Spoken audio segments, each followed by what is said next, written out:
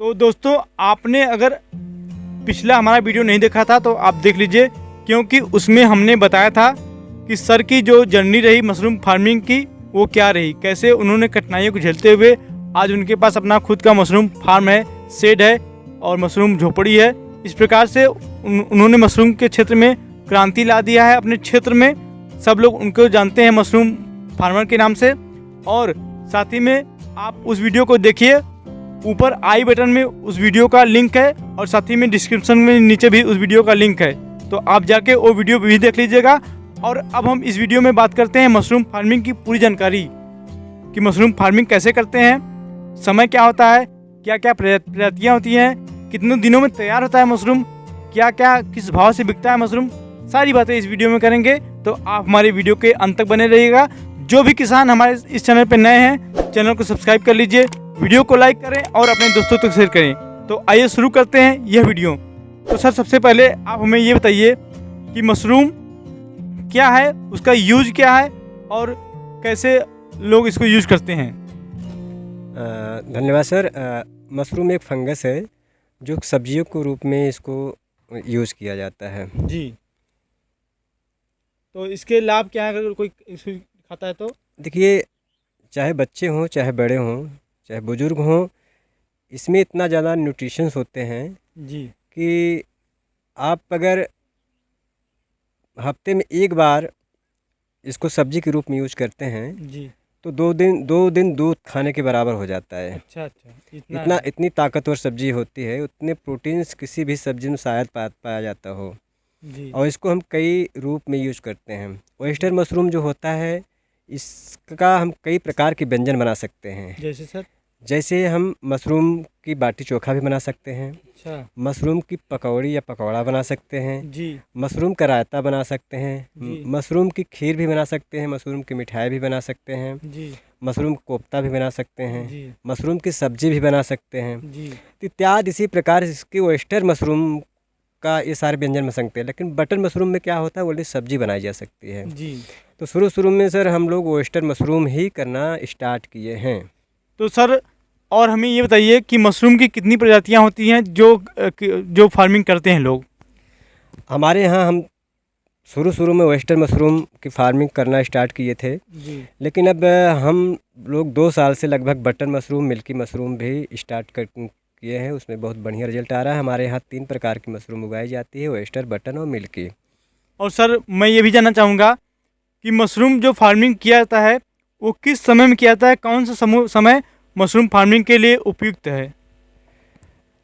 Oyster mushroom तो आप लगभग 10 महीना कर सकते हैं और बाकी 2 महीने आप नहीं कर सकते हैं, क्योंकि ये मई और जून का जो माह होता है उसमें टेम्परेचर के अप डाउन होने की स्थिति ज़्यादा होती है, जिसमें मशरूम बहुत दिक्कतें होता है लेकिन बहुत दिक्कत होती है। लेकिन 10 महीने आप मशरूम कर सकते हैं। लेकिन सबसे उपयुक्त जो मशरूम का कंडीशन होती है वो ठंडी की सीज़न होती है, यानी सितंबर से। जी सितंबर, अक्टूबर, नवंबर, दिसंबर, जनवरी, फरवरी जी। बहुत बढ़िया मशरूम निकलता है इसमें। और अगर इसके बाद आप गर्मी में करते हैं ऑयस्टर मशरूम, जी तो इसके लिए संसाधन होना बहुत ज़रूरी है। संसाधन मीन्स ये होता है कि आपका रूम का टेम्परेचर जी जो है कि कम वो 30 डिग्री सेल्सियस के नीचे होना चाहिए, जी। तब तो आप कर लेंगे। अगर उसके ऊपर बढ़ता है तो पिन हेड निकलते हैं तो सूख जाते हैं, तो बहुत सारी दिक्कतें आती हैं उसमें। जी तो बेहतर है कि अगर किसान भाई 5-6 महीने खेती करें मशरूम का, तो बहुत उपयुक्त सीजन जलवायु अपने यहाँ होती है, बहुत अच्छा रहेगा। लेकिन बटन मशरूम ओनली हम जो है कि अक्टूबर, नवंबर और दिसंबर, जनवरी लास्ट हो जाता है, 4 महीने इसकी खेती करते हैं, क्योंकि इसका टेम्परेचर जो होती है 18 से 22 डिग्री सेल्सियस तापमान सहने की क्षमता होती है। जी। और जबकि ऑयस्टर का जो होता है वो लगभग 18 से 30 से 32 तक वो सह लेता है, उसमें कोई दिक्कत नहीं होती है। मिल्की मशरूम 35 डिग्री सेल्सियस तक सह लेता है। मिल्की मशरूम क्या होता है, अधिकतर हम लोग गर्मी में लगाते हैं, अप्रैल से लगाना शुरू करते हैं। अप्रैल, मई, जून, जी जुलाई में भी चलता रहता है। जी फिर सितंबर से हम लोग खाद बनाना शुरू करते हैं, अक्टूबर से बटन मशरूम की हम लोग बुआई करना शुरू कर देते हैं। जी। तो इसी प्रकार इसका प्रोसेस चलता रहता है। तो सर ये रहा समय और तापमान की बात। तो अब हम बात करते हैं कि सबसे अच्छा और सबसे सरल कौन सा मशरूम होता है जो किसानों को काम करने में अच्छा रहता है। जी, बहुत बढ़िया आपने पूछा सर।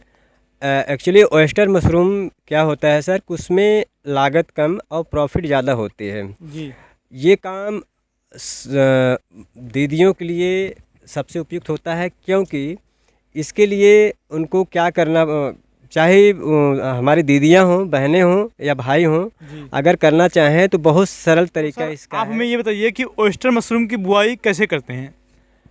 सबसे पहले तो हम साफ़ भूसा लेते हैं, साफ़ सुथरा भूसा लेते हैं।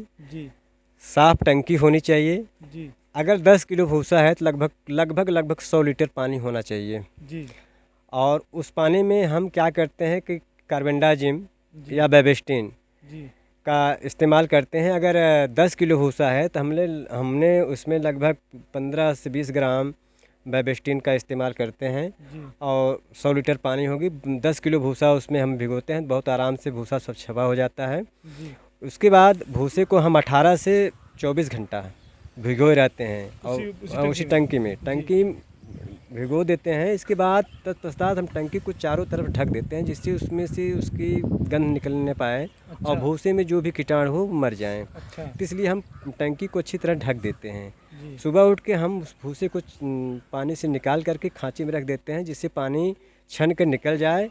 इसके बाद उस भूसे को हम एक स्वच्छ पॉलीथीन पे फैला देंगे जी और 70% तक लगभग नमी ख़त्म हो जाए जी तो आप समझ लीजिए भूसा बुआने योग्य हो जाएगा। लेकिन अगर आप कैसे पता लगाएंगे कि 70% नमक खत्म हो गई है, जी हम भूसे को उठाते हैं और अपनी मुट्ठी से कस के उसको दाबते हैं। जी। तब उसको हम देखते हैं कि उसमें पानी जरा भी नहीं निकलना चाहिए। इन्हीं उंगलियों के बीच में भी पानी ज़्यादा नहीं होना चाहिए और फिर भूसा ऐसे छोड़ देने भरभरा के गिर जाएगा। हल्का हल्का तालवे में पानी लगना चाहिए, एकदम हल्का लगे। हल्का। तो आप समझ लीजिए कि भूसा बोने योग्य हो गया है। अच्छा। अगर उसमें ज़्यादा नमी की मात्रा रहेगी तो बैग काले होने के चांस बढ़ जाते हैं, कंटामिनेशन के भी चांसेस बढ़ जाते हैं। अच्छा, नमी के तो विशेष हाँ, नमी को विशेष आपको ध्यान देना है। जी इसके बाद हम क्या करते हैं कि जब नमी जांच लिए, इसकी दो प्रकार की दो विधियां हैं बुआई की।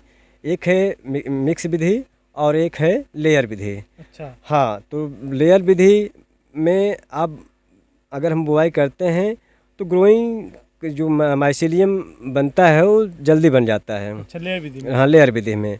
और मिश्रित विधि में क्या होता है कि हमने देखा है कि मेरा प्रैक्टिकल किया हुआ है कि मिश्रित विधि में माइसीलियम उससे 2 दिन के बाद लेट बनता है।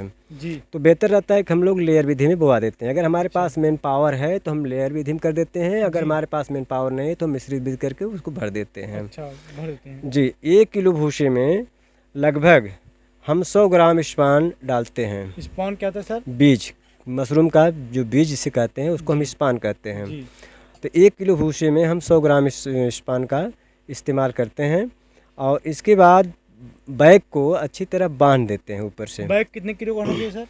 बैग कम से कम, अब हम लोग जो बैग यूज़ करते हैं वो 14 बाई 23 का है, 12 बाई 18 का है। जी तो जो अगर हम 14 बाई 23 का करते हैं तो उसमें हमारा लगभग 2 किलो भूसा आता है। अच्छा, 2 किलो भूसा। 2 किलो भूसा आ जाता है। जी। तो हम ज़्यादातर 1 किलो की ही बैग बनाते हैं। अच्छा, 1 किलो का। 1 किलो बनाते हैं और मशरूम जो निकलने माइसीलियम तो 1 हफ्ते में बन तैयार हो जाता है। वो आपकी डिपेंड करता है टेम्परेचर के ऊपर।